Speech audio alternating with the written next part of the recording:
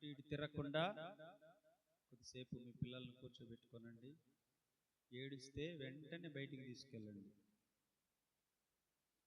ఏడుస్తే almost వెంటనే బయటికి తీసుకొని వెళ్ళిపోండి. వాళ్ళని ఇంకా కొట్టకాకండి ఏడుస్తుంటే. నువ్వు ఇప్పుడే ఏడుస్తావని వాళ్ళు ఇప్పుడైనా ఏడుస్తారు, పిల్లలు కాదు. కాబట్టి వాళ్ళని ఇబ్బంది పెట్టకుండా కొద్దిసేపు వాక్యాన్ని వినడానికి ప్రయత్నం చేయండి. మన సహోదరులు రాజేష్ అన్న గారు కొద్ది నిమిషాలు వర్తమానాన్ని అందిస్తారు.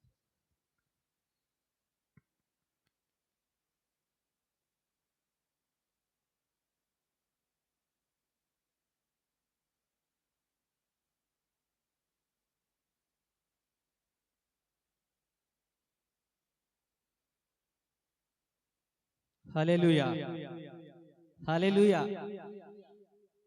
అందరూ ఉత్సాహంగా చెప్పట్లేదండి. హల్లెలూయా.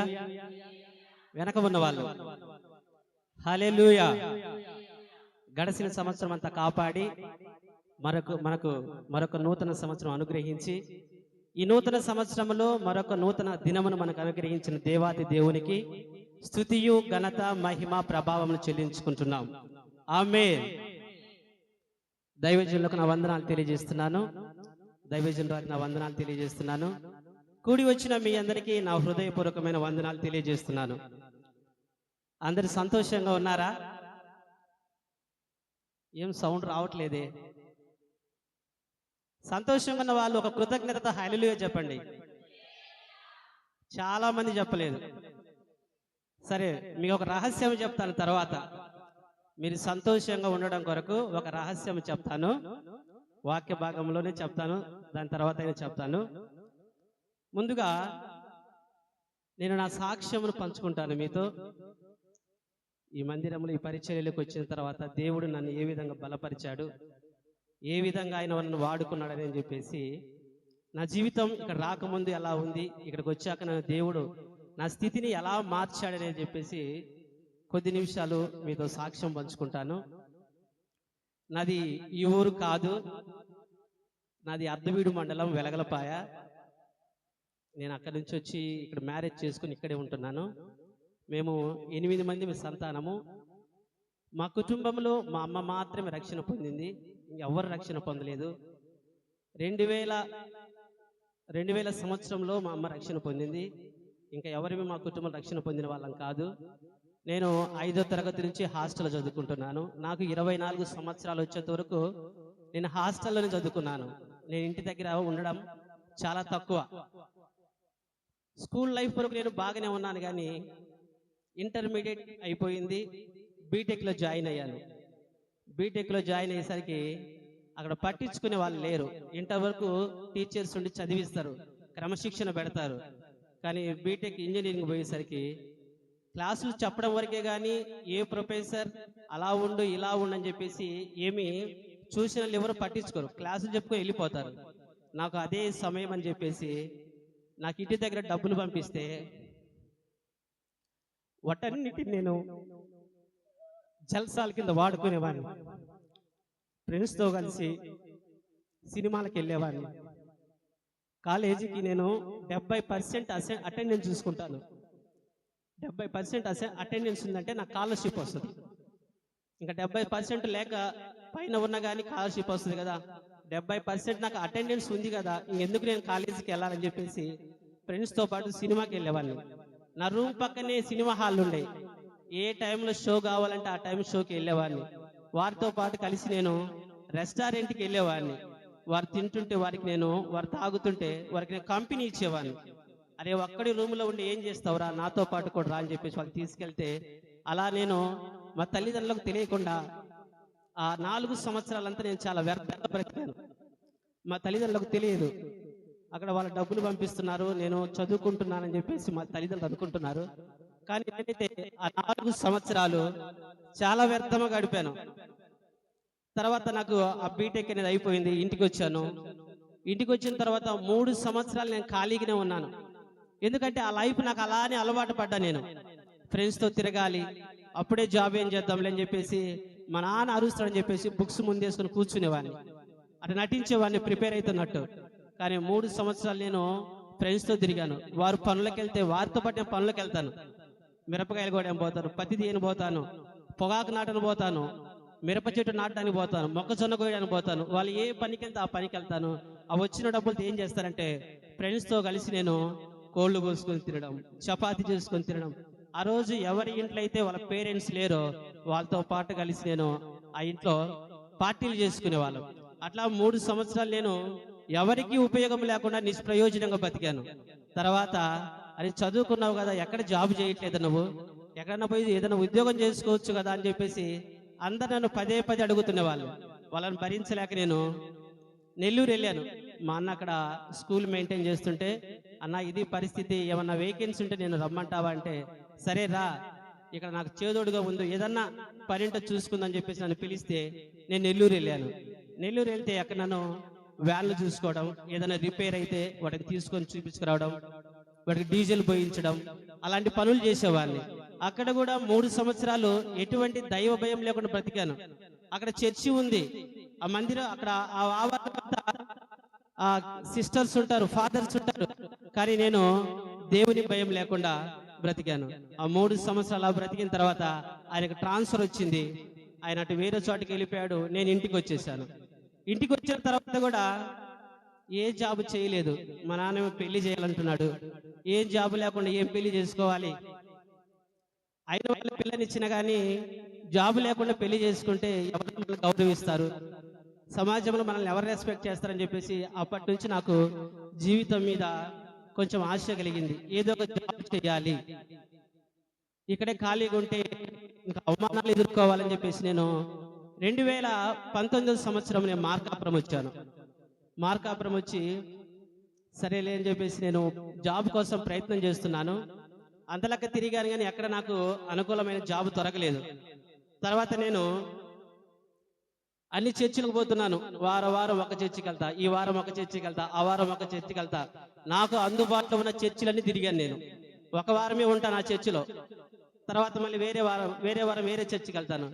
అన్ని చర్చిలు తిరిగి ఇంట్లో కూర్చున్నాక మా అత్త వాళ్ళుండి, అరే అంతలకి వెళ్ళొచ్చావు కదా, మాతో పాటు చర్చికి వస్తావని చెప్పేసి అడిగారు. సరే అన్ని తిరిగి వచ్చాను కదా, ఇదొక్కటి చూద్దామని చెప్పేసి నేను జూన్ నెలలో ఈ మందిరంలోకి వచ్చాను. జూన్ నెలలో వచ్చాను వీళ్ళతో పాటు, మా అత్త వాళ్ళతో పాటు. ఆ రోజే దేవుడు నాతో మాట్లాడాడు. ఆ రోజు వాక్యం నన్ను ఆకర్షించింది. ఆ రోజు చెప్పబడిన వాక్యము కూడా నాకు ఎప్పటికి గుర్తుంది. తర్షీషు వాడలను తూర్పు గాలి రేపు చెడగొట్టును అని చెప్పేసి ఆ వాక్యం చెప్పబడింది. ఆ వాక్యమునకు నేను ఆకర్షితునైపోయి 1 నెల రోజులు నేను కంటిన్యూస్ గా ప్రతి వారం ఈ మందిరంకి వచ్చాక ఒక తీర్మానం తీసుకున్నాను. నేను బ్రతికినంత కాలము ఈ మందిరంకే వస్తాను. ఎన్ని ఇబ్బందులున్నా గానీ, నా వలన ఏదన్నా జరిగిన గానీ, దైవజనుడు నన్ను తోసేసిన గానీ, నేను డోర్ దగ్గర ఉండి ఈ మందిరంలో కొనసాగుతానని చెప్పేసి ఒక తీర్మానం నేను తీసుకున్నాను. తీసుకున్న తర్వాత నేను కంటిన్యూగా వస్తున్నాను. 2019 సంవత్సరంలో నేను ఈ మందిరానికి వస్తూ 2020 సంవత్సరంలో బాప్తిస్మం పొందా. బాప్తిస్మం పొందిన తర్వాత కరోనా వచ్చింది. ఆ టైంలో నాకు 2019 నవంబర్ నెలలో పెళ్లి అయింది. మార్చి నెలలో ఏప్రిల్ నుంచి కరోనా వచ్చింది. 2020 సంవత్సరం, 2019 సంవత్సరం. ఆ టైంలో అంతా మనం ఖాళీగానే ఉన్నాం.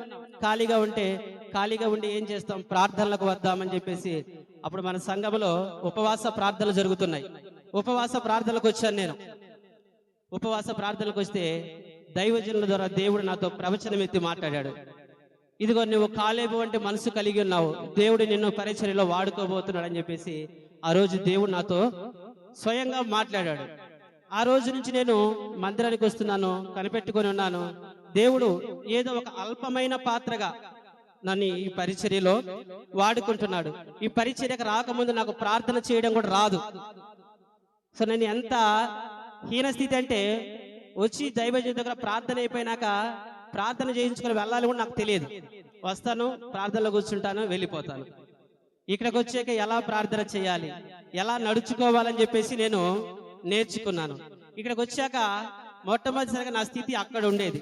అదిగో ఆ బ్రదర్స్ కూర్చున్నారు కదా, వాళ్ళ దగ్గర కూర్చునేవారు. వాళ్ళ దగ్గర కూర్చున్న నన్ను దేవుడు క్రమక్రమంగా ఏ అర్హత లేదు నాకు ఇక్కడ కూర్చోవడానికి. నేనేమి ఘనుడను కాదు, నాకంటే యోగ్యులు మీరందరూ చాలా మంది ఉన్నారు ఇళ్లలో. ఏ అర్హత లేని నిష్ప్రయోజకులను తీసుకొచ్చి దేవుడు ఇక్కడ కూర్చోబెట్టాడు. అంతేకాదు ఇంతమంది పరిశుద్ధులకు సేవ చేసే భాగ్యం నాకు ఈ పరిచర్యలో అనుగ్రహించాడు. అంతేకాదండి, ఇంత గొప్ప దైవజనుని చేతి కింద ఉండటకు ఆ దేవుడు నాకు ఎంతో కృపనిచ్చాడు. నేను అనామకుణ్ణి, అసలు నా ఊరు తెలియదు, నాది ఒక చిన్న గ్రామము. ఆ గ్రామంలో మా నాన్న బర్రెల వ్యాపారం చేసేవాడు. ఒక్కోసారి ఆ బర్రెలకు కూడా వెళ్ళేవాడు. నేను ఇంటి దగ్గర ఖాళీగా ఉండి ఏం చేస్తానని చెప్పేసి ఆ బర్రెలకు కూడా వెళ్ళి వచ్చేవాడిని. నేను అంతా హీన బ్రతుకు, నిష్ప్రయోజనమైన బ్రతుకు బ్రతికాను. ఇక రాకముందు నేను జీరోని నేను ఇక్కడ రాకముందు. ఎప్పుడైతే ఈ పరిచర్యలు నేను అడుగు పెట్టానో దేవుడు ఒక గుర్తింపునిచ్చాడు. ఇక్కడికి వచ్చాక నాకు ఆ గుర్తింపు కలిగింది. లోకంలో ఉన్న నన్ను దేవుడు తన వెలుగులోనికి పిలుచుకున్నాడు. నేను ఇంతకుముందు లోకంలో పడి తిరుగుతున్నా, అటువంటి నన్ను దేవుడు తన వెలుగులోనికి పిలుచుకున్నాడు. బైబిల్ చదవలేదండి నేను ఎప్పుడు. ఈ మందిరానికి రాకముందు నేను ఎప్పుడు బైబిల్ చదవలేదు. ఈ మందిరానికి వచ్చాక నేను బైబిల్ చదవడం నేర్చుకున్నా. అంటే ప్రతిరోజు బైబిల్ చదవాలని చెప్పేసి నేను ఈ మందిరానికి వచ్చాక నేర్చుకున్నాను. ఈ మందిరానికి వచ్చాక కూడా నేను ఆరోగ్యపరంగా ఎంతో దీవించబడ్డా. నేను ఈ మందిరానికి రాకముందు నేను ఏమి తినా నాకు మోషన్లో వెళ్ళిపోయింది. అల్సర్లు ఉన్నాయి, పేగులంతా ఎర్రగైపోయినాయి. ఎందుకయ్యా అంత టెన్షన్ పడతావు, ఏం పని చేస్తున్నావు నీవంటే, నేను స్కూల్లో చేస్తానంటే, ఎందుకు అంత టెన్షన్ తీసుకుంటావు, జీవితం చాలా చిన్నది, అంత టెన్షన్ తీసుకోబాకని చెప్పేసి డాక్టర్ అన్నారు. నేను మందులు వాడుతున్నా కానీ వేసుకుంటే పని చేస్తున్నాయి, లేకుంటే పని చేయవు. అలాంటిది ప్రతి వారము నేను మందిరంలో భోజనం చేసి వెళ్తాను. భోజనం చేయకుండా నేను వెళ్ళను, భోజనం చేసి వెళ్తాను. క్రమేణా ఆ మోషన్స్ అని కంట్రోల్ అయిపోయినాయి. ఇప్పుడు నేను టాబ్లెట్లు వేసుకునే అవసరం లేదు. దేవుడు నన్ను ఆ అన్నం తినడం ద్వారా నన్ను స్వస్థపరిచారు. ఇక్కడ నీళ్ళల్లో స్వస్థత ఉంది, అన్నంలో స్వస్థత ఉంది, ఈ మందిరం అంతా స్వస్థత ఉంది. అది నేను అనుభవించాను. అంతేకాదు, నాకు పెళ్ళైన కొత్తలోనే అబార్షన్ మా ఆవిడికి. అప్పుడు మేము చాలా అవమానాలు ఎదుర్కొన్నాం. చాలా మంది చాలా రకాలుగా మాట్లాడారు. అయినా మేము వాటిల్లో దేవుని విడవలేదు. నేను దేవుని ఆ రోజు వచ్చి గట్టిగా సహవాసం చేయడం మొదలుపెట్టే దేవుడితో. అయ్యా, ఈ అవమానాలన్నీ భరించగలిగే శక్తిని అని చెప్పేసి నేను దేవుణ్ణి వేడుకున్నాను. దైవజనులతో నేను ప్రార్థన చేయించుకున్నాను. సంవత్సరం ఆగి ప్రార్థన చేయించుకున్న తర్వాత దైవజనులు ఏమని ప్రార్థన చేశారంటే, వచ్చే సంవత్సరం ఏటికి నీకు మగ కుమారుడు అనుగ్రహించబడతారని చెప్పి చెప్పగానే కరెక్ట్ గా సంవత్సరానికి మాకు బాబు పుట్టాడు. మేము అప్పుడే ఒక తీర్మానం తీసుకున్నాను. ఈ సన్నిధికి వచ్చాక దేవుడు నన్ను ఇంతగా ఆశీర్వదించాడు, తన కృప నా పైన ఇంతగా ఉంచాడని చెప్పేసి ఏం చేశానంటే, ఇక్కడికి వచ్చాక నేను బాగుపడ్డందుకు నా పిల్లలకి ఈ మందిరం పేరు పెట్టుకోవాలని చెప్పేసి నేను తీర్మానం తీసుకున్నాను. అందుకే నా కుమారుడికి జోసఫ్ ఆలివ్ అని పెట్టుకున్నాను, నా కుమార్తెకి జాక్లిన్ ఆలివ్ అని పెట్టుకున్నాను. సో ఈ పరిచర్యలో వచ్చాక నేను బాగుపడ్డానని తెలియజేయడం కోసం నాకు ఎప్పుడు గుర్తుండాలి, ఇదిగో నేను ఈ పరిచర్యకు వచ్చాక నేను బాగుపడ్డాను, దేవుడు నన్ను కనికరించాడు అని వాళ్ళ పేర్లు పిలిచినప్పుడల్లా నాకు గుర్తుండాలని చెప్పేసి పిల్లల పేర్లు నేను పెట్టుకున్నాను. అంతేకాదు, మరొకసారి నాకు దేవుడు ప్రవచనమెత్తి సంఘంలో మాట్లాడాడు. దైవజనులు డేవిడ్ రాజయ్య గారికి మన సంఘంలో 2-3 సార్లు మీటింగ్లు జరిగాయి. ఆ మీటింగ్ లో దేవుడు నన్ను ప్రవచనమెత్తి మాట్లాడాడు. నువ్వు అడుగుపెట్టు స్థలములలో దేవుడు నేను దీవించబోతున్నాడు అని చెప్పేసి ప్రవచనమెత్తి మాట్లాడాడు. ఆ సంవత్సరం నాకు ఏ జాబ్ లేదు, నేను చేస్తున్న చోట మానేసి వచ్చి సంవత్సరం ఖాళీగా ఉన్నాను. సంవత్సరం అంతా ఖాళీగా ఉండి ఆ రోజు ప్రార్థన చేసుకొని వచ్చాను. దైవజన రూపంలో దేవుడు నాతో మాట్లాడాడు. నేను ఒక స్కూల్కి వెళ్ళాను డెమో ఇవ్వడానికి. డెమో తీసుకున్నారు. తర్వాత కాల్ చేస్తాం వెళ్ళని చెప్పారు. కానీ నేను దానికోసం ప్రార్థన చేస్తూనే ఉన్నా. అయ్యా, వాళ్ళ నుంచి నాకు ఫోన్ రావాలి అని చెప్పేస్తే వారం రోజుల తర్వాత వాళ్ళ నుంచి ఫోన్ వచ్చింది. ఆ స్కూల్లో నేను జాయిన్ అయ్యాను. ఆ స్కూల్లో దరిదాపుగా 20 సంవత్సరాల నుంచి ఉంది. 15 సంవత్సరాల నుంచి 20 సంవత్సరాలు చేస్తున్న టీచర్స్ ఉన్నారు. కానీ నేను చేరిన 3 నెలలకే దేవుడు నాకు బెస్ట్ టీచర్ అవార్డు ఇచ్చాడు. ప్రకాశం జిల్లాలో మొత్తము బెస్ట్ టీచర్ అవార్డు ఇచ్చాడు. అదంతా దేవుడి కృప. ఆయన ప్రవచనం నా పట్ల నెరవేర్చాడు. అంతేకాదు, పోయిన సంవత్సరం గొప్ప విపత్కర పరిస్థితి ఎదుర్కొన్నా నేను. మా నాన్నగారికి బాగలేదు, చేతులు మేము విడిచేసిన పరిస్థితి. డాక్టర్లు చేపిస్తే ఈయన పరిస్థితి చావు బతుకుల్లో ఉందయ్యా, అసలు ఈయన బ్రతకడం చాలా కష్టం. ఆ కిడ్నీలో రాళ్ళు ఉన్నాయి, గాలి ఉంది, ఆ గ్లాల్ బ్యాటలో రాళ్ళు వచ్చాయి, ఈయన బ్రతకడు, అసలు ఈయన బ్రతకడు అని చెప్పేసి మమ్మల్ని నిరుత్సాహపరిచారు.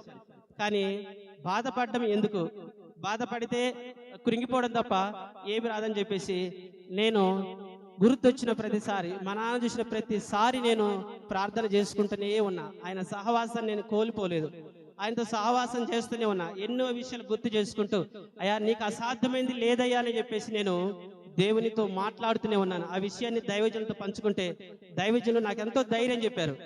ఏమి కాదు, సంఘం ఉంది, మేమున్నాం, నీ కొరకు ప్రార్థించి ఒక గుంపు ఉందని చెప్పేసి దైవజనులను ఎంతో ఓదార్చారు. నేను ఆ సమయంలో దేవునితో సహవాసం చేశాను, దేవుని దగ్గర కనిపెట్టుకొని కూర్చున్నా. అయ్యా నీవు కాకపోతే నాకు దిక్కు లేదు, నేను సజీవునిగా మా నాన్నని ఇంటికి తీసుకెళ్లాలని చెప్పేసి దేవునితో ఆ హాస్పిటల్ ఉన్న వారం రోజులు పోరాటం చేశాను. దేవుడు మా నాన్నకి క్షేమం ఇచ్చాడు. మేము వచ్చి ఆ హాస్పిటల్ నుంచి వచ్చాము, ఇంతవరకు స్కానింగ్ తీసుకున్నది లేదు, అనారోగ్యం పాలైనది లేదు. అప్పటి నుంచి ఇప్పటి వరకు మా నాన్నకు దేవుడు మంచి ఆరోగ్యం ఇచ్చాడు. నేను దేవుని సహవాసాన్ని అయితే కోల్పోలేదండి, దేవుని అలాగే నేను కనిపెట్టుకున్నాను. ఎప్పుడు ఉపవాస ప్రార్థనలో నేను పరిగెత్తుకుంటూ వస్తా, ఎందుకంటే ఉపవాస ప్రార్థనలో ఆయన కార్యాలు చేస్తాడు, ఉపవాస ప్రార్థనలు దర్శిస్తాడు ఆయన. అందుకని మీరు కూడా ఉపవాస ప్రార్థనలకు ఖచ్చితంగా రండి, దేవుడు దర్శిస్తాడు. పోయిన సంవత్సరం నేనైతే ఎన్నో పరిస్థితులు ఎదుర్కొన్నా, ఆందోళనమైన పరిస్థితులు, భయాందోళనమైన పరిస్థితులు, నెమ్మది లేదు మా కుటుంబాల్లో, సమాధానం లేదు, ఎవరెక్కడికున్నా ఏదో ఒక విధంగా ఏదో ఒక ఇబ్బంది వచ్చేది.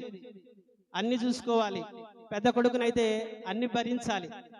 మా అమ్మలను చూడలేక అయ్యా ఇట్లా జరిగిందయ్యా ఇంట్లో, అట్ట జరిగిందయ్యా ఇంట్లో, అవన్నీ వింటూ ఎంతో బాధపడేవాడిని. నాకు తెలిసిందల్లా ఒక్కటే, ప్రార్థన చేయడం నాకు తెలిసింది. అందుకని ఒక్కని ఎన్నోసార్లు నేను ప్రార్థన చేసుకున్నాను. నేను అప్పుడే ఆలోచించాను, నా కుటుంబంలో నెమ్మది సమాధానం లేకపోవడానికి కారణం ఏమై ఉంటుంది? నా కుటుంబంలో వ్యసనాలు పనిచేస్తున్నాయా? నా కుటుంబంలో ఏదైనా అపవిత్రత ఉందా? నా కుటుంబంలో దేవునికి చోటు లేదా అని చెప్పేసి నేను ప్రార్థన చేసుకునేవాడిని. నేను గ్రహించా, నా కుటుంబంలో నేనొక్కని, మా అమ్మ ఒక్కటే రక్షణ పొంది సరిపోదు, ఇంకా రక్షణ పొందాల్సిన వాళ్ళు చాలా ఉన్నారు. అంటే మా కుటుంబంలో దేవునికి చోటు లేదని చెప్పేసి నేను అర్థం చేసుకున్నాను. అందుకని ఈ సంవత్సరం ఒక గట్టి తీర్మానం తీసుకున్నాను, దేవునితో ఎక్కువ సహవాసం కలిగి కుటుంబం కొరకు ప్రార్థించాలని చెప్పేసి, రక్షణ కొరకు ప్రార్థించాలని చెప్పేసి నేను తీర్మానం తీసుకున్నాను. నా ప్రియ సహోదరి సహోదరులారా, మీరు కూడా ఈ సంవత్సరంలోకి ప్రవేశించిన తర్వాత భయాందోళనమైన పరిస్థితులు మిమ్మల్ని వెంటాడాయా? కలవరాలు మిమ్మల్ని వెంటబడుతున్నాయా? సమాధానము, శాంతి అనేది మీ కుటుంబంలో కరువు అయిందా? ఒకసారి పరిశీలన చేసుకోవాలి. అవి మన కుటుంబాల్లో ఉండటానికి కారణం దేవుడికి చోటు లేదు. దేవుడికి చోటు లేకపోవడం వల్ల అవన్నీ మన కుటుంబాల్లోకి ప్రవేశిస్తాయి. ఈ దినాన దేవుడు మనతో మాట్లాడుతున్నాడు, నీకు నెమ్మదిని సమాధానం కలుగజేస్తాను, వాటన్నిటిని తీసేస్తాను అని చెప్పేసి దేవుడు మనతో మాట్లాడుతున్నాడు. మనం నెమ్మది సమాధానం పొందాలంటే మనం ఏం చేయాలి? నెమ్మది సమాధానం పొందాలంటే మనం ఏం చేయాలి? యోబు గ్రంథం నుంచి 22వ అధ్యాయం 21వ వచనం చదువుకుందాం.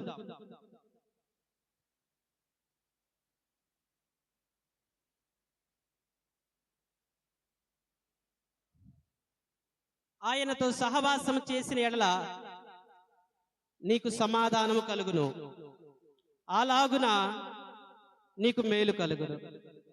ఏం చేయమన్నాడండి? మనకు సమాధానం కలగాలన్నా, సంతోషం కలగాలన్నా దేవునితో సహవాసం చేయాలి. దేవునితో సహవాసం చేస్తేనే మనకు నెమ్మది కలుగుతుంది. ఈ మాట మనకి ఎంతో ఆదరణ కలిగించే మాట, మనకి ఎంతో ఊరటను కలిగించే మాట. నిజముగా ఈ మాట మీద నువ్వు విశ్వాసం ఉంచి, నమ్మకం ఉంచి, ఈ వాక్య ప్రకారం నువ్వు నడుచుకోగలిగితే దేవుడు నీకు తప్పక సమాధానం అనుగ్రహిస్తాడు. హల్లెలూయా. నువ్వు ఈ లోకంలో ఎంతో మంది వ్యక్తులతో సహవాసం చేసింటావు, వివిధ రకాల వ్యక్తిత్వం కలిగిన వారితో నువ్వు సహవాసం చేసింటావు. ఎవరితో సహవాసం చేసి నీకు నెమ్మది కలిగి ఉండదు. ఎవరికైనా కలిగిందండి? కలిగినది తాత్కాలికమైన నెమ్మది. శాశ్వతమైన సమాధానము ఏ మనిషిని స్నేహము చేస్తే నీకు రాదు. దేవునితో సహవాసము చేస్తేనే నీకు సమాధానం కలుగుతుందని చెప్పేసి దేవుని వాక్యం సెలవిస్తుంది. దేవునితో సహవాసము చేయడం అంటే ఆయనతో ఒక సంబంధం కలిగి ఉండడం, ఆయనతో ఒక బంధాన్ని కలిగి ఉండడం, ఆయనతో మన జీవితాన్ని పెనవేసుకోవడం. స్నేహం కలిగి ఉండడం అంటే, సహవాసము కలిగి ఉండడం అంటే ఎల్లప్పుడూ ఆయనను మనం ఒక కనెక్టివిటీ కలిగి ఉండాలి.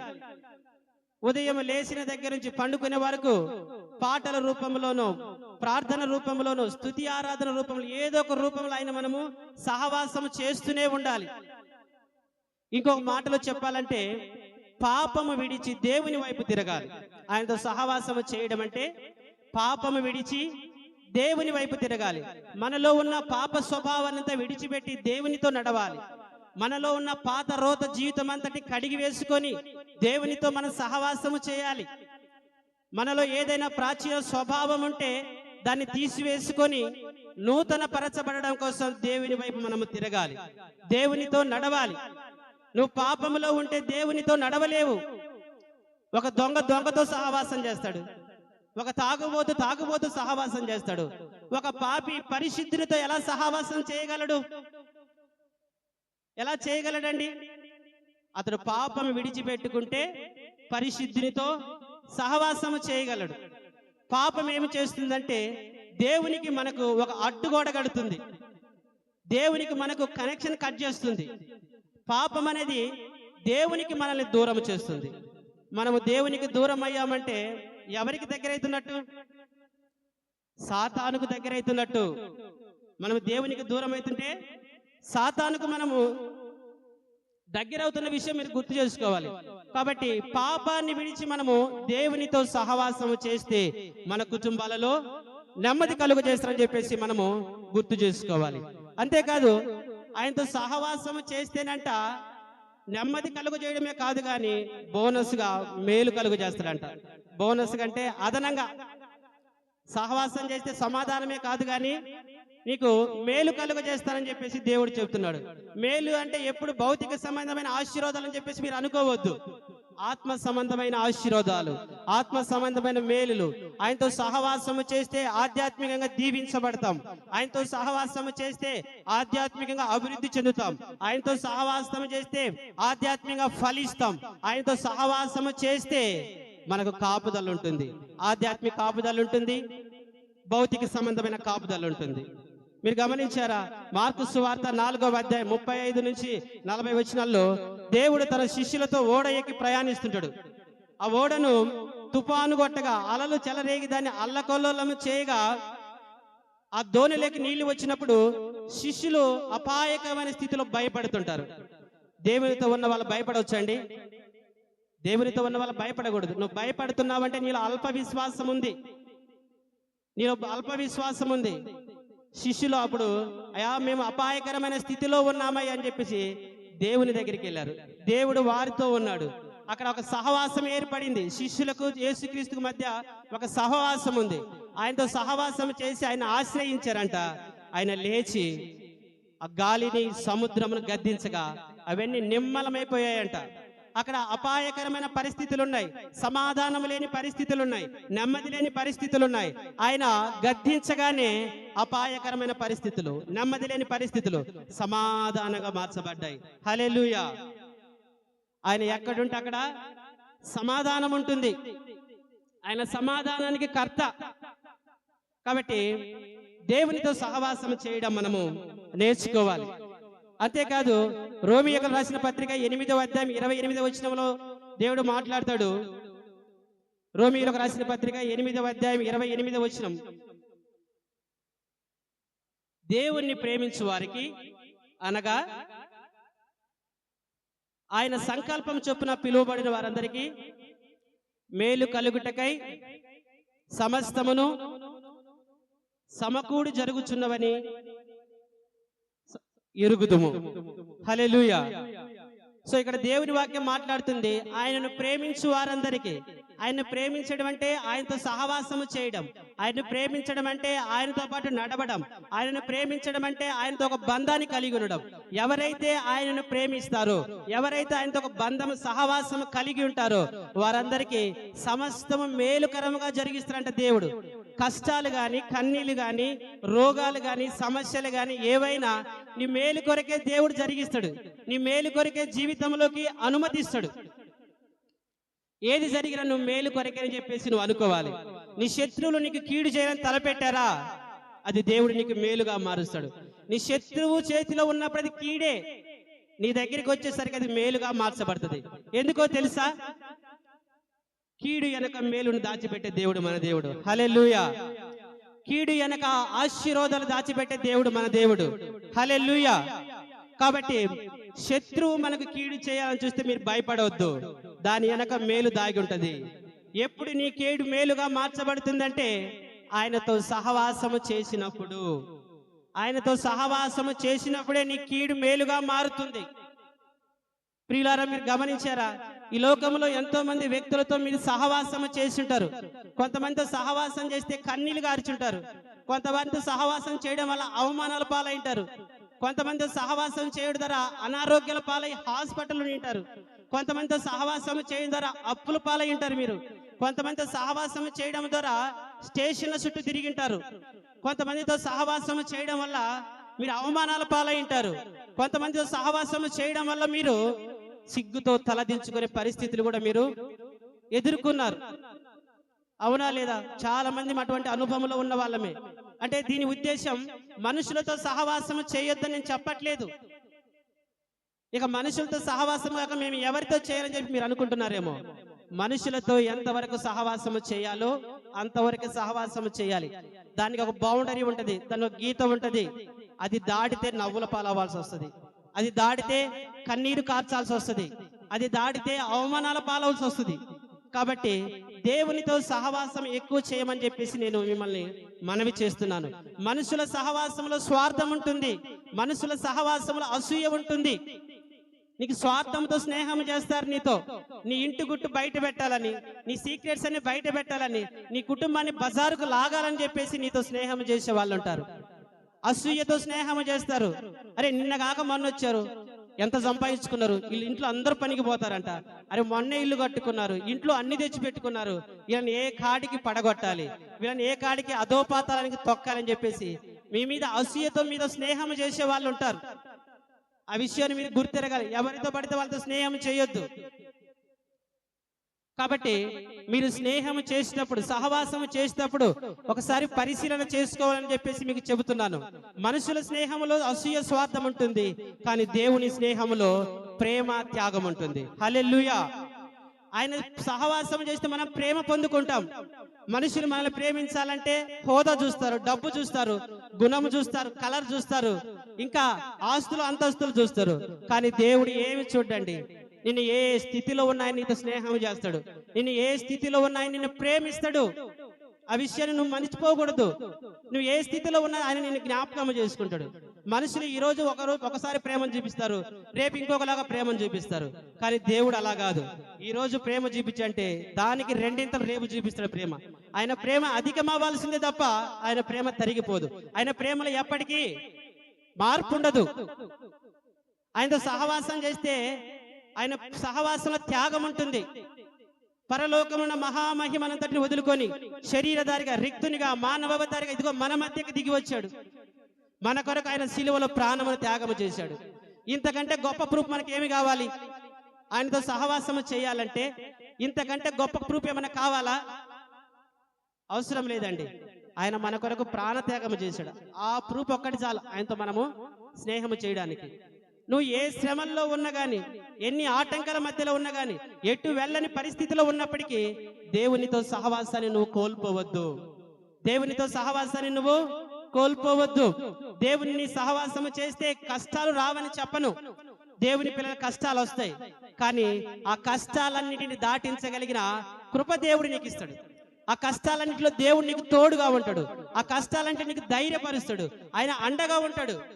ఈ లోకంలో కష్టాలు వచ్చినప్పుడు తల్లిదండ్రుల భార్యలు కూడా, అన్నదమ్ములు కూడా మనల్ని విడిచిపెట్టే అవకాశం ఉంది. కానీ దేవుడు విడిచిపెట్టువాడు కాదు. ఆయన దేవునితో సహవాసం చేస్తే నువ్వు కన్నీరు కార్చాల్సిన అవసరం లేదు. ఒకవేళ నువ్వు కన్నీరు కార్చావా, అవి ఆనంద బాష్పాలుగా మార్చబడతాయి. హల్లెలూయా. దేవునితో సహవాసం చేస్తే నువ్వు నష్టపోవు. ఒకవేళ నువ్వు నష్టపోయినా రెండింతలు తిరిగి నీకు ఇస్తాడు. నీ ఏ విషయంలో నష్టపోయావో రెండింతలు తిరిగి ఇస్తాడు. అవసరమైతే ఆయన 7 కూడా తిరిగి ఇవ్వడానికి సిద్ధంగా ఉన్నాడు. హల్లెలూయా. కాబట్టి ఏ మనుషులతో సహవాసం చేస్తే నీకు నెమ్మది కలగదు, సమాధానము కలగదు. దేవునితో సహవాసము చేస్తే నీకు నెమ్మది కలుగుతుంది. నువ్వు దేవునితో సహవాసము చేస్తున్నప్పుడు అంతకాలం నువ్వు ఎంతకాలం దేవునితో సహవాసం చేస్తావో అంతకాలం నువ్వు సమాధానంగా జీవించగలుగుతావు. ఈ విషయాన్ని గుర్తుపెట్టుకోవాలని చెప్పేసి మీకు మనవి చేస్తున్నాను. అంతేకాదు, దేవుని మనం ఆశ్రయించడం నేర్చుకోవాలి. కన్నీళ్ళలో ఉన్నప్పుడు, అవమానాల్లో ఉన్నప్పుడు మనుషులను ఆశ్రయిస్తే మనుషులు మనల్ని ఇంకా వాటన్నిటిని ఎక్కువ చేసే అవకాశం ఉంది. మనుషులు ఎక్కువ చేసే అవకాశం ఉంది. మనుషులను ఆశ్రయించొద్దండి, దేవుణ్ణి ఆశ్రయించండి. ఆయన్ని ఆశ్రయిస్తే ఆయన తీర్చలేనిది ఏదైనా ఉందా? ఆయన తీర్చలేనిది ఏదైనా ఉందా? ఆయన చేయలేని కార్యం ఏమైనా ఉందా? ఆయన అన్ని చేస్తాడు. ఆయనకి ఏదైనా సాధ్యమే. ఆయన చేయలేని కార్యం అంటూ ఏమీ లేదు. నువ్వు గొప్ప గొప్ప వ్యక్తులను ఆశ్రయిస్తావేమో నీ సమస్యకు పరిష్కారం దొరుకుతుందని. ఎవరు నీ సమస్య పరిష్కారం తీర్చలేరు. ఒకవేళ తీర్చినది తాత్కాలికమే. నీ సమస్యను పరిష్కారం తీర్చి నేను సంతోషంగా ఎవరు ఉంచలేరు. దేవుడు మాత్రమే నీ సమస్యకు పరిష్కారం తీసి నేను సంతోషంగా ఉంచగలడు. ఆయనకు మాత్రమే సాధ్యము.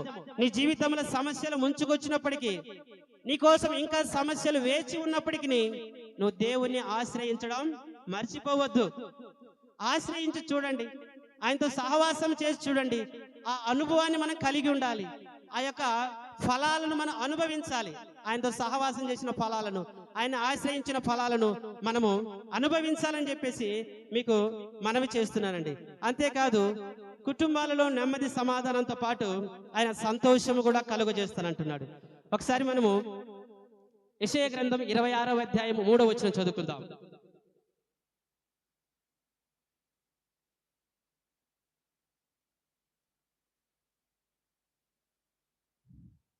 ఎవని మనసు నీ మీద ఆనుకొనునో వానిని నీవు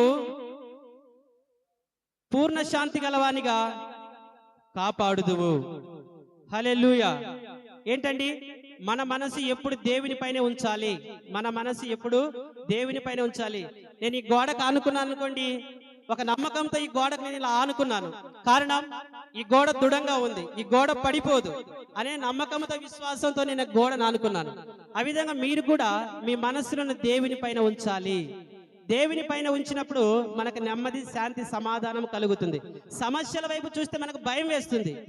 సమస్యల్లో ఉన్నప్పుడు దేవుని శక్తి వైపు చూసామనుకోండి, మనకు ధైర్యం వస్తుంది. కాబట్టి సమస్యల్లో ఉన్నప్పుడు దేవునిని ఆశ్రయించడం, దేవుని పైన ఆనుకోవడం, దేవుని పైన ఆధారపడడం మనము నేర్చుకోవాలి. ఎవరికి శాంతిని అనుగ్రహిస్తారంటే దేవుడు.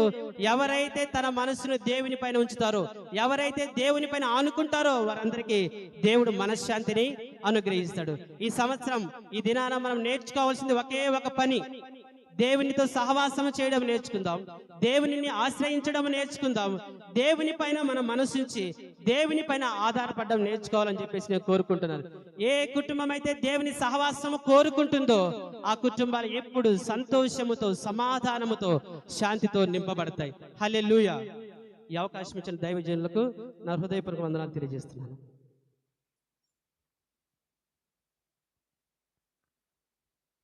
హల్లెలూయా. మంచిది.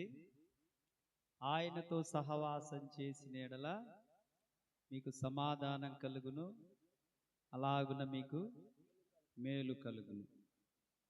ఒకటి, ఆయనతో సహవాసం చేస్తే సమాధానం ఉంటుంది, మనసులో సమాధానం ఉంటుంది, బ్రతుకులో సమాధానం ఉంటుంది, జీవితంలో సమాధానం ఉంటుంది. కాబట్టి సమాధానం కొరకు ఇంకా మనం ఒకటి చేయాల్సింది ఏంటంటే, మనకు కీడు చేసిన వారిని మనసులో క్షమిస్తే మనకు సమాధానం వస్తుంది. మళ్ళీ మనసులో క్షమించాలి వాళ్ళని. పోండ్రా దేవుడే చూసుకుంటాడు కానీ వదిలేస్తే మనసులో సమాధానం ఉంటుంది, లేకపోతే స్ట్రెస్ ఎక్కువైపోద్ది. కాబట్టి ఆయనతో సహవాసం చేస్తే సమాధానం కలుగుతుంది మనకి. రెండవది, ఆయనతో సహవాసం చేస్తే ఏం చెప్పావు? ఆ? సంతోషం కలుగుతుంది. మనకు ఆరోగ్యంగా ఉంటే మనకు సంతోషం.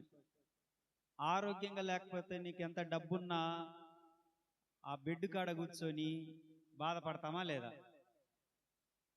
బాధపడతామా లేదా? సామెతల గ్రంథంలో 3వ అధ్యాయంలో 8వ వచనంలో అంటాడు.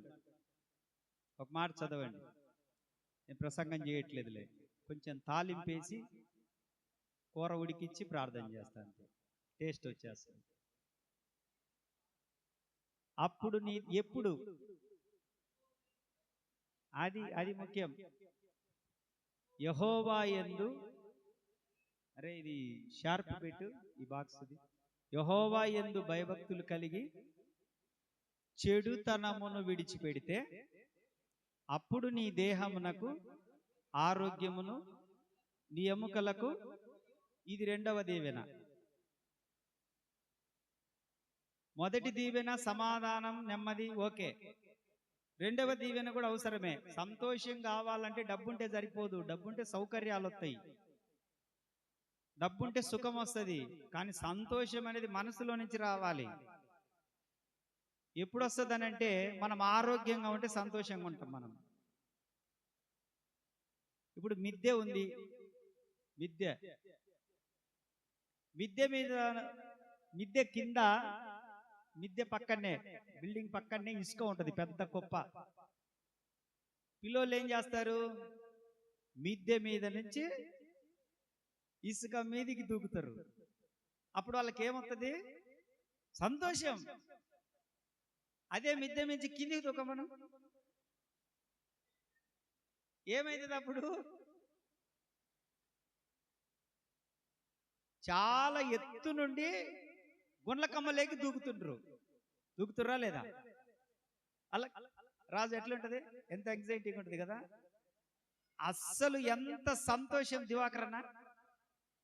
అన్ని నీకు ఈత వచ్చా? నీకొచ్చా? ఎప్పుడన్నా దూకినా ఆ గుండ్లకమ్మ పైనుంచి దూకినవాడా? ఆ పై నుంచి ఆ నీళ్ళకి దూకితే అసలు ఎంత సంతోషమో. మాతో పాటు మేము దూకే రోజులలో పాపయ్య అని ఒక అబ్బాయి ఉన్నాడు మాతో పాటు. మేమందరం ఒక టీం, చాలా మంది ఉండేవాళ్ళం. మధ్యాహ్నం అన్నం తిని పోయేవాళ్ళం మా గుండ్లకమ్మ కాడికి. ఆడ పాపయ్య అనే పాప వాడు అమాయకుడు కొంచెం. నా పక్కనున్నోడు బోరెచ్చగొడుతుంటాడు అన్ని. అరే నేను దూకుతున్నాను, నువ్వు దూకంటే నాకేం, నేను దూకుతా అంటుంటాడు. వాడు దూకలేడు, వాడికి అసలు ఈత రాదు. దాని మీద నుంచి ఇట్లా దూకాల్సింది పోగొట్టి వాడు ఇట్లా దూకిండు ఒకేసారి. ఈ పొట్ట ఎర్రగా కమిలిపోయిందటనే. కాబట్టి ఆరోగ్యము అనేటువంటిది దేవుని చేతిలో ఉంది. చెప్పండి, ఎవరి చేతిలో ఉంది? నేనైతే అదే నమ్ముతా. ఎందుకనంటే నేను మీకు ఆరోగ్యమును కలగజేసేదను, మీ గాయములను మాన్పెదనని ఇర్మియా గ్రంథము 30వ అధ్యాయం 17వ వచనంలో ప్రభు చెప్పాడు. నేను మీకు ఆరోగ్యము కలగజేస్తాను, మీ గాయములు మాన్పుతాను. ఎప్పుడు ప్రభువా అంటే నీవు యెహోవా యందు భయభక్తులు కలిగి చెడుతనమును విసర్జించినప్పుడు అని ఉంది అక్కడ. అంతేనా ఉంది? అది. కాబట్టి మనం దేవుని భయం కలిగి ఉండాలి.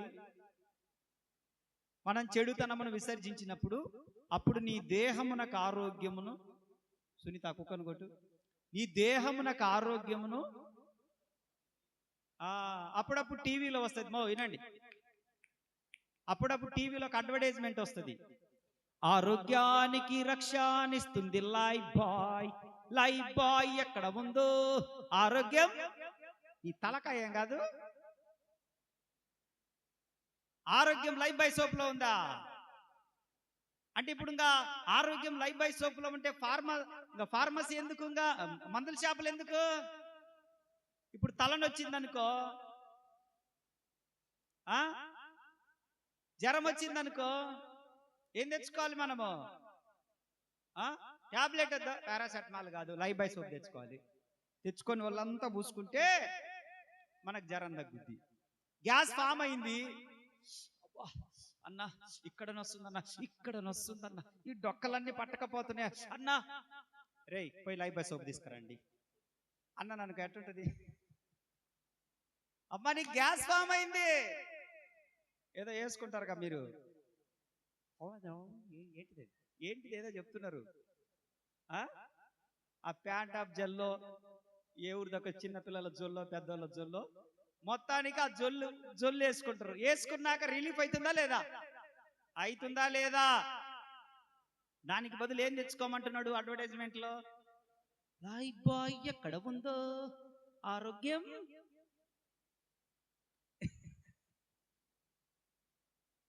ఏం మాయా ప్రపంచం అండి. కాబట్టి అక్కడ హెల్త్ లేదు. హెల్త్ ఎక్కడ ఉందనంటే దేవుని భయం కలిగిన దాంట్లోనే హెల్త్ దాగి ఉంటుంది. బైబిల్లో ఉంది ఆరోగ్యం. ఆమేన్, ఆమేన్. మెడిసిన్ అంతా దీంట్లో ఉంది. మెడిసిన్ సృష్టికర్త దీంట్లో ఉన్నాడు. కాబట్టి ఒకటి, ఆయనతో సహవాసం చేస్తే మనకు నెమ్మది సమాధానం, okay. And then second thing ఏంటంటే ఆయనతో సహవాసం చేస్తే there is a health insurance. Amen. ఎంతమందికి ఉంది ఆరోగ్యశ్రీ? అమ్మ మిమ్మల్ని నేను డబ్బులు అడగలేదమ్మా. ఆరోగ్యశ్రీ ఎంతమందికి ఉంది అన్న నేను? 1 2 3 4 5 6 7 8 9. ఏంది నిదానంగా లేపుతుండ్రు? మీ ఆరోగ్యశ్రీ నేనేమన్నా తీసుకుపోయి వాడుకుంటున్నా? నేనేం చేసుకుంటా తల్లే? ఉన్నాయి తీసి పడేసింటే ఇప్పుడు ఆరోగ్యశ్రీలు. మనకు ఆరోగ్యశ్రీ ఉన్నా లేకపోయినా దీంట్లో ఉంది అసలైన ఆరోగ్యశ్రీ. ఆరోగ్య ప్రదాత ఆయన పేరు. ఆయన పేరు ఆరోగ్య ప్రదాత. హల్లెలూయా. ఎంత మందిని స్వస్థపరిచాడు ఆయన. జలాంధర వ్యాధి కలిగినోని కూడా స్వస్థపరిచాడు. కుష్టు రోగిని స్వస్థపరిచాడు. పక్షవాతము కలిగిన వారిని స్వస్థపరిచాడు. రకరకాలైన జబ్బులు పట్టిన వారిని, కళ్ళు లేనోడికి, కాళ్ళు లేనోడికి, అవయవాలే పని చేయకుండా ఇంట్లో మంచం మీద పడ్డోడికి స్వస్థతనిచ్చాడా లేదా? ఎక్కడుంది ఆరోగ్యము? నా విషయానికి వచ్చేసి ఇందులోనే నాకు ఆరోగ్యం ఉంది. ఆమేన్, హల్లెలూయా. నా ఆరోగ్యం అంతా ఇందులోనే ఉంది. ఇంకా నాకై నేను జడగొట్టుకుంటే తప్ప నాకై అన్ని తిని అంతే. అంటే అవి తింటే ఆరోగ్యం చెడిపోద్దా లేదా? చెడిపోద్దా లేదా? అంతే, చెడిపోద్ది. కాబట్టి రెండవది ఏంటంటే ఆయనతో సహవాసం చేస్తే మనకు ఆరోగ్యశ్రీ ఫ్రీ కార్డ్ అనమాట. ఇన్సూరెన్స్, హెల్త్ ఇన్సూరెన్స్ మనకి ఇది. మూడవది ఏంటిదయా?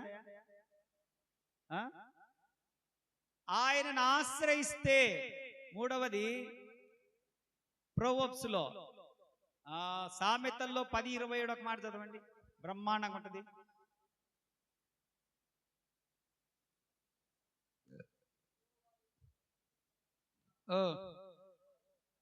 అది మూడవది ఏంటంటే యెహోవా, అంటే దేవుణ్ణి ఆశ్రయిస్తే, దేవుని వైపు చూస్తే, దేవునితో సహవాసం చేస్తే. నా వైపు చూడండి. అయిపోయింది, వాక్యం అయిపోయి చాలాసేపు అయింది. ఊరికే మసాలా వేస్తున్నా అంతే. ఇప్పుడు మీరు పప్పు చేసుకుంటారు కదా, ఎంతసేపు పప్పు తింటే దాంట్లో ఏం చేయాలి? మీరు తాలింపు వేసుకుంటే అది తుస్సన్నదనుకో, ఆ వాసనకే కడుపు నిండిపోద్ది. ఇంకా చాలు, ఈరోజు ఈ పూట కనిపిస్తుంది. తాలింపు లేకుండా ముగిస్తారా మీరు కూరలో? రుచి ఉండదు, పసి ఉండదు. ఆ కొంచెం తాలింపు వేసినాం అనుకో, ఏంటి 4 ఉల్లిపాయలు, మిరపకాయలు, ఎండు మిరపకాయలు, ఎండియా పచ్చాక ఎండియేనా, సరే, ఎండు మిరపకాయలు, 4 తాలింపు గింజలు, ఇంకేమేస్తారు? ఎర్రపప్పు, కర్రేపాకు ఖచ్చితంగా బ్రహ్మాండం. అది మాడిపోయి వాసన వస్తుంటే అప్పుడు దాన్ని ఇట్టి ఆ పప్పులో గుమ్మరించి 1 నిమిషం అట్లా పెడితే ఏం కుర్రానా అట్టుంటది. అప్పుడు రుచి ఉంటది అన్నమాట. దేవునికి స్తోత్ర. అలాగే అద్భుతమైన విషయాలు చెప్పాడు అన్న. అందులో నుంచి మీకు మూడవది ఏంటంటే ద లాంగ్ లైఫ్. దేవుడు దీర్ఘాయువునిచ్చేటువంటి దేవుడు ఆయన. ఆమేన్. మన పితరులు ఎన్ని సంవత్సరాలు బ్రతికిండ్రు? మెతూషెల ఎన్ని సంవత్సరాలయా? 969. అంటే మొబైల్ నెంబర్ కాదమ్మా తల్లే. 969 అని అంటే అతను బ్రతికిన సంవత్సరములు 969 సంవత్సరములు. మోషే 120 120 సంవత్సరములు. 40 సంవత్సరములేమో అంతఃపురంలో, 40 సంవత్సరములేమో అరణ్యంలో, 40 సంవత్సరములోనేమో దేవుని ప్రజలతో. అర్థమవుతుందా? హల్లెలూయా. 120 సంవత్సరాలు. మనోళ్లకు సంవత్సరాలు పెంచే కొద్ది ఓవర్ యాక్షన్ చేస్తుర్రని, ఒళ్ళు బలిసిందని. నిజమే నేను చెప్పేది. అందుకు ప్రభు అన్నాడంటే మీకు 70 సంవత్సరాల కంటే ఎక్కువ ఇవ్వకూడదురా మీకు. అంతగా మీకు 10 సంవత్సరాలు పెంచుతున్నా, అది కూడా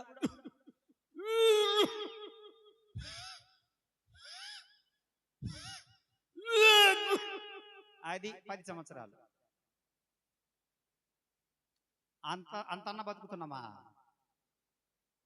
30-40 ఏళ్ళకి అన్నావు. ఏందో అన్న ఈడ చేయి పెట్టి ప్రార్థన చేయను. ఈడ ఈడ ఇడ పెట్టు పెట్టన్న. ఈడ పెట్టన్నా. ఈడ పెట్టు పెట్టు పెట్టి వద్దు. గ్యాస్ ట్రబుల్ అని ఈ రోజులలో ఎవరికి లేకుండా ఉంది గ్యాస్ ట్రబుల్? గ్యాస్ ట్రబుల్ అమ్మా ఎవరికి లేకుండా ఉంది? కళ్ళు తిరుగుతూ ఉంటుంటాయి. ఏంటి అంటే లావ్ అవ్వమంటారు. లావ్ అయితేనేమో పంది తిన్నట్టు తిని బలిసిండని అంటారు. మన ముందు అనకపోయినా అనుకుంటుంటారు. సన్నగా అయితేనేమో ఏందో అయింది నాకు, ఏమవ్వకుండా ఎందుకైతే చెప్తా అంటారు. ఎట్ట చేయాలి మీతోటి?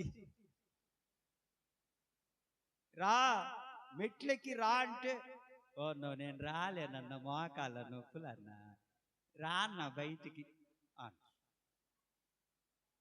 లావైనా తిప్పలే, మళ్ళా దీర్ఘాయువు కావాలా? 100 ఏళ్ళు బతుకు, నిండు 100 ఏళ్ళు బతకాలన్నా. ఈడ 40 ఏళ్ళకి సినిగి శాటెడ్ అవుతుంది. ఇంకా ఏడ నిండు 100 ఏళ్ళు. కాబట్టి అందుకే దేవుడు అన్నాడు, రా మీకు బాగా అతి ఎక్కువైంది, 70 ఏళ్ళు బతకనరా. 70 ఏళ్ళకే ప్రభు ఏమన్నాడంటే మీ ఆయుష్కాలమును బెత్తెడంతా చేసి ఉన్నాను. ఎంత బెత్తెడంటే, బో ఇది కాదమ్మా, ఇది జాన బెత్తె అమ్మా, బెత్తెడంతా. ఈ బెత్తెడంతా 70 సంవత్సరాలు. ఎంత? 70 సంవత్సరాలు. ఈ బెత్తెడంతా జీవితానికే నేను చచ్చిపోతా, నేను పిల్లల కోసం కాబట్టి బతుకుతున్నా, లేకపోతే ఎప్పుడో గుళ్ళ కమ్మలో దూకేదాన్ని, ఎప్పుడో ప్యాను గురేసుకుంటేదాన్ని. పిల్లల కోసం. అవునవును, మీరంతా పిల్లల కోసమే. పాపం మేమే మీకోసం. ఏ పౌలు రాజన్న, బెత్తెడంతకే శ్రమలు భరించలేరు, రోగాన్ని భరించలేరు, కష్టం భరించలేరు. ఉదయం తింటే రాత్రి ఎప్పుడో తినేది. మధ్యాహ్నం కూడా తినొచ్చు కదా అక్కడ. అమ్మో అన్నో, ఇంకా మధ్యాహ్నం తింటే ఇంకా ఏమన్నా ఉంది అన్నా, ఇంకా బతుకుతానా? ఏంది ఉదయం తింటే ఎంత జీవితం? అదే జానడి జాతే దేవుడు, అదే మూరేడు జాతే, అదే బారెడు జాతే. గంటకు ఒక అంబులెన్స్ వస్తుంది ఆడికి. గొల్లకమ్మలో దూకిర్రా రాండి అని చెప్పి ఫోన్ చేయండి. దేవునికి స్తోత్ర. దేవుడు మనకు దీర్ఘాయువునిచ్చునుగాక. దాని అర్థం ఏంటంటే ఆయన చిత్తంలో మనం ఎన్ని సంవత్సరాలు ఉండాలని కోరుకుంటున్నాడో అన్ని సంవత్సరాలు ఆరోగ్యముతో ఆయుష్ కలిగి ఉందుముగాక. కాబట్టి ఆరోగ్యాన్ని పాడు చేసుకునేటి తినొద్దు. అంటే మత్తు పదార్థాలు ఆరోగ్యాన్ని పాడైపోతాయి. ఇవన్నీ కూడా తినగాకండి, మీ పిల్లలకు కూడా పెట్టగాకండి. లేస్ ప్యాకెట్లు ఉంటాయి చూడు, లేస్ ప్యాకెట్ ఈ అయితేనే తింటాడన్నా వీడు, ఈ అయితేనే అన్నా అయ్యానమ్మా హాస్పిటల్కి తీసుకుపోయి మన కొంప ముంచేది. ఆ లేస్ ప్యాకెట్లు అయ్యొచ్చు చూడు, పేగులు పేగులు పేగులు పేగులు. అందుకే మీరు చెప్పాలనే ఆ నూడిల్స్ పెట్టగాకండమ్మా పిల్లలకి, డైజెషన్ ప్రాబ్లం. మ్యాగీ పెట్టకూడదు. దారులు అక్కడక్కడ మనకి పూరీలు కనపడతాయి, పూరీలు తినగాకండి. పూరీలు, పానీపూరీలు కూడా తినగాకండి. మాము కూడా పూరీలు తినకూడదు, అదంతా మైదా. పానీపూరీలు కూడా, పానీపూరి కూడా ప్రమాదమే. మలేరియా, డయేరియా, టైఫాయిడ్, ప్లేట్లెట్స్ అన్ని తగ్గిపోవడానికి పానీపూరే కారణం. అదేమో తింటున్న కొద్దీ మనకు అబ్బా ఎంత సంత. పానీపూరి దగ్గర అందరు ఆడపిల్లలు ఆడుండేది, ఏం తింటుంటారో తోడ ప్యాస్ దాలు భయ్యా, తోడ ప్యాస్. ఆ ఒక్క హిందీ పదం వచ్చు వాళ్ళకి. అంటే కొంచెం ఉల్లిపాయలు ఏమంటారు వాళ్ళు, భయ్యా తోడ ప్యాస్ దాలు. వాడు పాస్ పోతాడు అట్లా, సిగ్గొస్తుంది. ఆ మురికి కాలవల బట్టి అయ్యా కదా, ఏందబ్బాయి ఉండేది ఆ మురికి కాలవల బట్టి. వాడు పెట్టేది ఏమి హోటల్లో పెడతాడా? వాడు ఆడ పానీపూరి బండి పెట్టేది.